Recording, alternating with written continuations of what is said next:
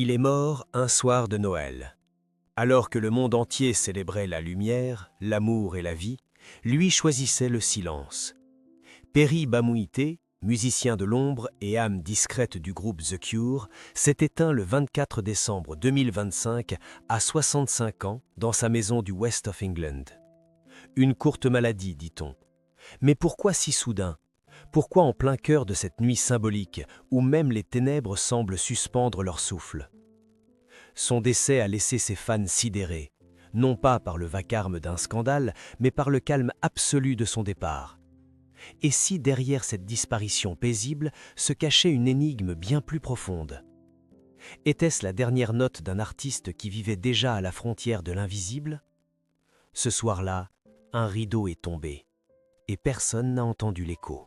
Perry Arcangelo Baumonte voit le jour le 3 septembre 1960 à Londres dans une famille d'origine italienne modeste.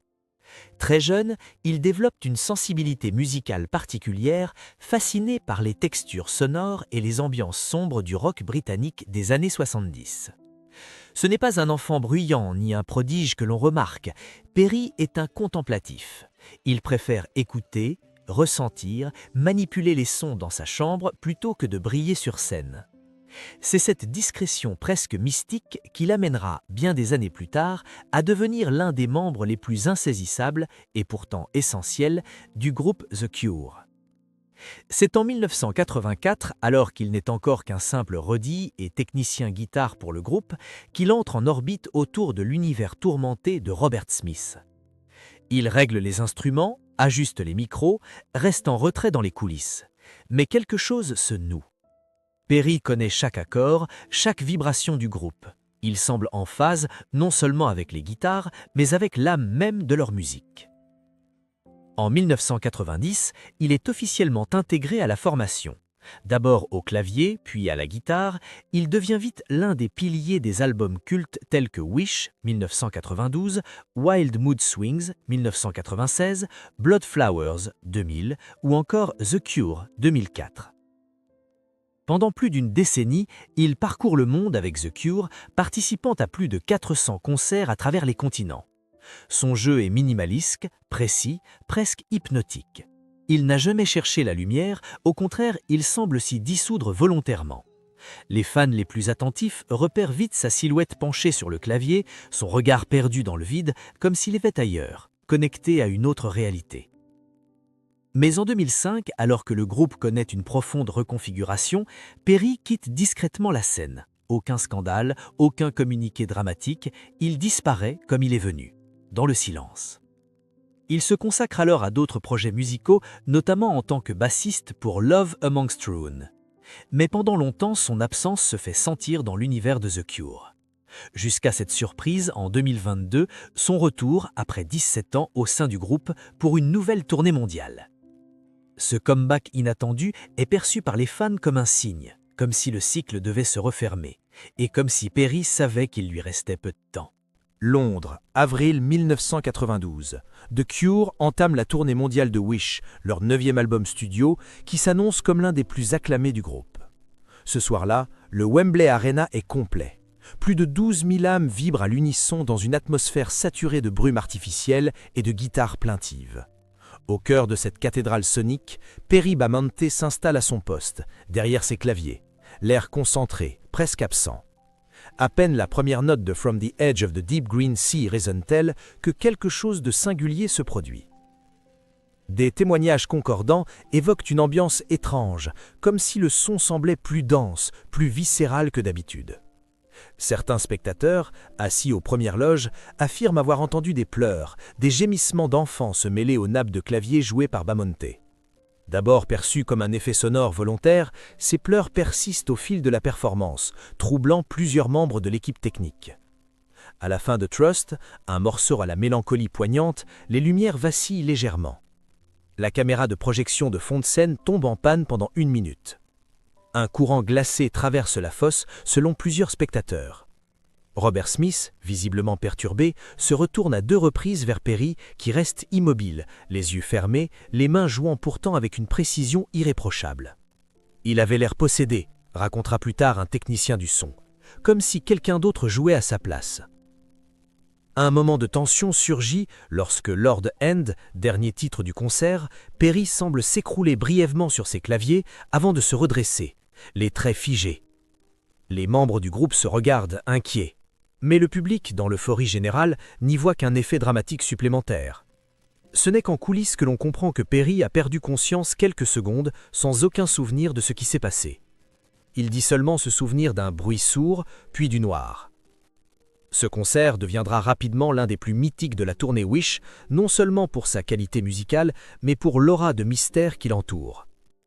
Sur les forums de fans, encore aujourd'hui, on parle de la nuit du murmure, ou The Weeping Show, en référence aux pleurs inexpliqués entendus par plusieurs témoins. Des enregistrements circulent, certains prétendant qu'on y distingue clairement un sanglot d'enfant derrière les synthés. Aucune preuve formelle n'a pu l'étayer, mais la légende persiste. Des années plus tard, dans une rare interview, Simon Gallup, bassiste historique du groupe, confiera « Ce soir-là, j'ai eu peur. Perry n'était plus Perry, et je pense que lui-même ne sait pas vraiment où il est allé pendant ces quelques secondes d'absence. » Certains fans passionnés, fascinés par le côté ésotérique du groupe, avancent une théorie. Perry Bamonte, du fait de sa nature hypersensible et de sa connexion intuitive à la musique, aurait absorbé quelque chose, une mémoire, une douleur, une présence cette nuit-là. Il cite d'anciens propos de Perry affirmant que la musique est une porte qu'il ne faut pas toujours ouvrir trop grand. Ce moment, longtemps resté sans explication, marque un tournant dans la perception que le public a de Bamonte. Plus qu'un musicien, il devient une figure quasi mystique, un médium involontaire entre le son et l'invisible. Et si ce n'était pas un simple malaise? Et si ce soir-là, quelque chose d'invisible avait vraiment traversé la scène? Lorsque The Cure annonce en 2022 le retour de Perry Bamonte pour une nouvelle tournée mondiale, la surprise est immense. 17 ans se sont écoulés depuis son départ silencieux. Aucun communiqué officiel ne l'avait annoncé, et pourtant il est là, réapparaissant comme un fantôme familier sur les premières photos des répétitions. Cheveux grisonnants, regard plus lourd, mais toujours cette même posture effacée, cette présence qui ne cherche pas à dominer, mais qui magnétise les regards. Pour les fans de longue date, c'est un miracle. Pour les observateurs plus attentifs, c'est un mystère.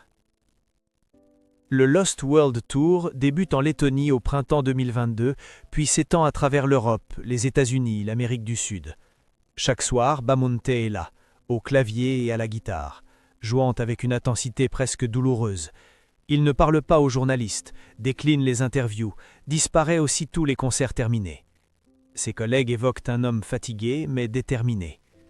Jason Cooper, batteur du groupe, raconte « Perry répétait en silence, seul, souvent tard la nuit. Il disait qu'il voulait que ce soit parfait, qu'il n'aurait peut-être pas d'autre chance. » À Berlin, un incident attire l'attention. En pleine répétition, Perry s'effondre brièvement sur scène, provoquant l'intervention immédiate de l'équipe médicale. Il revient jouer le soir même, comme si de rien n'était, mais refuse tout commentaire. Les médecins parlent d'un épuisement passager, mais le public commence à s'inquiéter.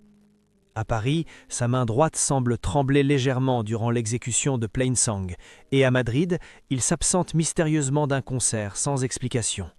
À chaque fois, un silence total règne autour de ses absences. La rumeur enfle. Maladie neurologique, cancer, syndrome post-viral, aucun mot ne filtre. Perry garde tout pour lui, comme à son habitude. La seule fois où il s'exprime publiquement, c'est lors d'un live stream discret avec quelques fans Patreon, fin novembre 2025. Il y apparaît amaigri mais souriant, assis dans un fauteuil au coin d'un feu de cheminée. À la question d'un fan sur la suite de la tournée, il répond simplement « Je pense que le rideau va tomber une dernière fois, mais au moins il tombera doucement. » Un rire triste suit, puis le silence.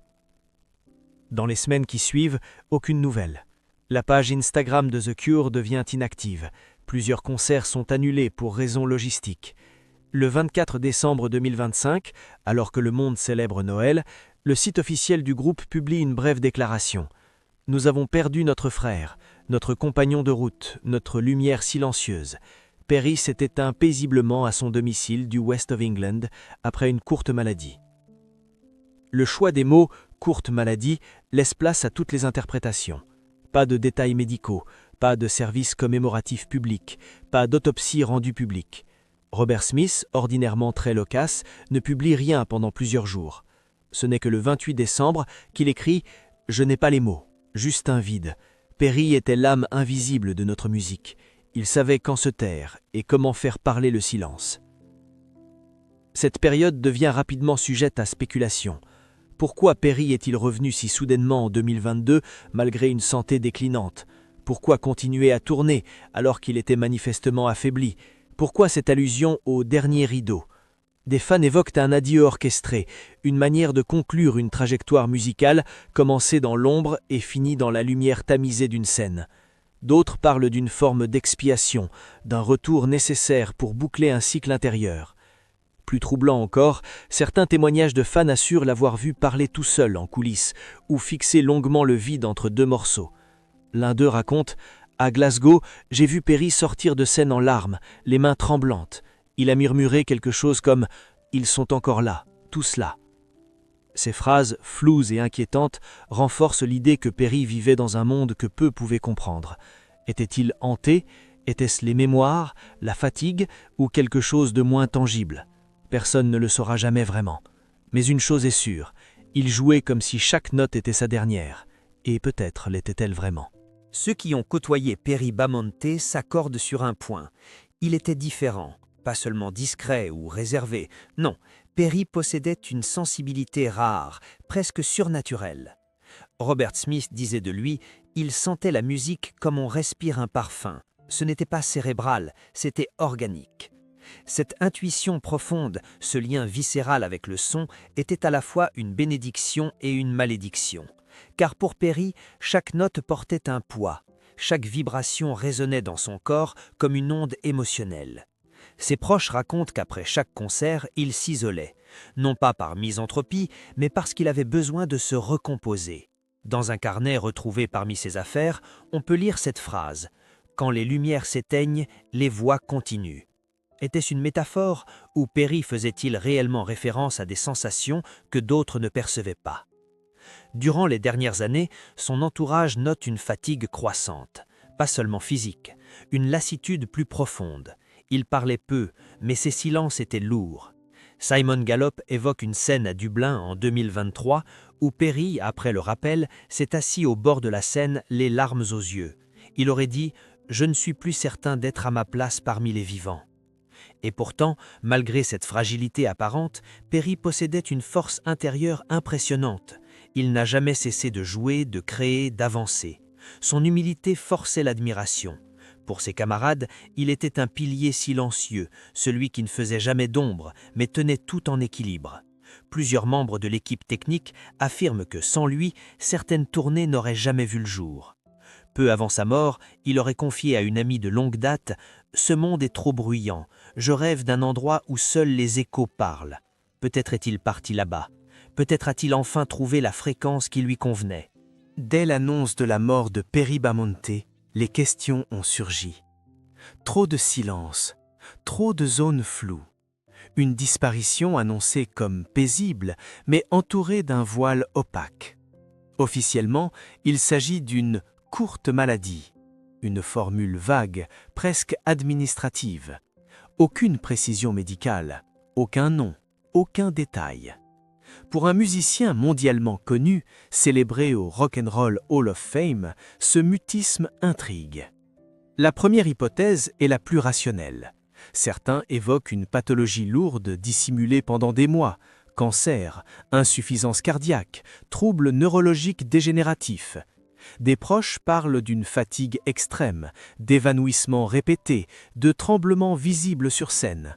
Autant de signes compatibles avec une maladie avancée. Mais alors, pourquoi avoir accepté une tournée mondiale aussi éprouvante? Pourquoi se taire jusqu'au bout, quitte à inquiéter ses proches et son public? Une seconde théorie, plus controversée, circule parmi les fans de longue date de The Cure. Perry Bamonte aurait payé le prix d'une immersion prolongée dans une musique émotionnellement sombre, gothique, mélancolique. Certains psychologues spécialisés dans les artistes parlent d'épuisement empathique. Une absorption permanente des émotions négatives amplifiée par des décennies de scènes, de nuits sans sommeil et d'isolement volontaire. Perry n'était pas un interprète détaché, il ressentait tout. Trop, peut-être. Selon cette hypothèse, son corps aurait fini par céder là où son esprit refusait d'abandonner. Puis viennent les hypothèses les plus dérangeantes, celles qui divisent, celles que les médias évitent. Perry Bamonte parlait souvent de porte et de seuil, de ce qui se trouve entre deux mondes. Certains fans analysent d'aujourd'hui ces dernières phrases publiques comme des messages codés. Lors de son live stream de novembre 2025, il avait murmuré « Le rideau va tomber une dernière fois ». Était-ce une métaphore artistique ou une annonce consciente de sa fin prochaine? Les plus sceptiques posent une question brutale. S'il était si intuitif, si connecté, pourquoi n'a-t-il pas évité sa propre mort? La réponse de ses admirateurs est troublante. Peut-être ne cherchait-il pas à l'éviter. Peut-être l'acceptait-il. Peut-être même l'attendait-il. Non pas dans un geste désespéré, mais dans une forme de réconciliation. Perry n'a jamais parlé de suicide, aucun élément factuel ne va dans ce sens, mais certains évoquent un lâcher-prise volontaire, une cessation du combat. Une rumeur persistante affirme aussi que Perry n'aurait jamais récupéré après certains épisodes vécus sur scène dans les années 1990, comme si une part de lui était restée ailleurs. Cette idée, bien sûr, ne repose sur aucune preuve scientifique, mais elle trouve un écho troublant dans ses mots, ses silences, son regard absent. Perry disait parfois à ses proches « Je ne suis plus complètement ici ». Alors, de quoi est-il mort réellement? D'une maladie? D'un épuisement profond? D'un trop-plein d'émotions accumulées pendant 40 ans? Ou d'une décision intime, inaudible, impossible à juger? La vérité, sans doute, se trouve à la croisée de ces hypothèses, dans cet espace flou que Perry Bamonte habitait depuis toujours. La vie de Perry Bamonte ressemble à une longue traversée nocturne, une route sans éclat, sans coup de projecteur, mais chargée d'échos profonds. Il n'a jamais été au premier plan, il n'a jamais cherché la gloire, et pourtant sans lui, l'âme sonore de The Cure n'aurait jamais eu la même densité, la même gravité émotionnelle. Perry était ce musicien invisible qui tenait l'équilibre fragile entre la lumière et l'ombre. Celui qui savait quand une note devait résonner, et surtout quand elle devait se taire. Sa mort, survenue la nuit de Noël, n'est pas un simple hasard calendaire. Elle agit comme un symbole puissant. Alors que le monde célèbre la naissance, lui a choisi le départ. Alors que les familles se réunissent dans le bruit et la chaleur, Perry s'est retiré dans le silence, fidèle à ce qu'il a toujours été, un homme de l'entre-deux, ni totalement présent, ni totalement absent, toujours à la lisière. En retraçant son parcours, une évidence s'impose. Perry Bamonte n'a pas seulement joué de la musique, il l'a absorbée. Il l'a vécue comme une expérience intérieure, presque spirituelle. Chaque tournée semblait le rapprocher un peu plus de cette frontière invisible qu'il évoquait si souvent. Et lorsqu'il est revenu sur scène en 2022, affaibli mais déterminé, ce n'était peut-être pas pour conquérir à nouveau le monde, c'était pour refermer une boucle, pour dire adieu, sans discours, pour laisser ses dernières notes parler à sa place. Aujourd'hui, les hypothèses demeurent, les questions restent ouvertes, mais peut-être est-ce précisément ce que Perry aurait souhaité. Il n'aimait pas les réponses définitives, il préférait les zones d'ombre, les silences chargés de sens. Son héritage n'est pas seulement inscrit dans les albums ou les archives de concerts, il vit dans cette émotion diffuse que ressentent encore ceux qui l'ont écouté jouer, dans cette impression étrange que, parfois, une musique peut vous regarder autant que vous l'écoutez. Perry Bamonte n'a pas disparu, il s'est fondu dans ce qu'il connaissait le mieux, le silence après la dernière note, là où les échos persistent, là où commence autre chose.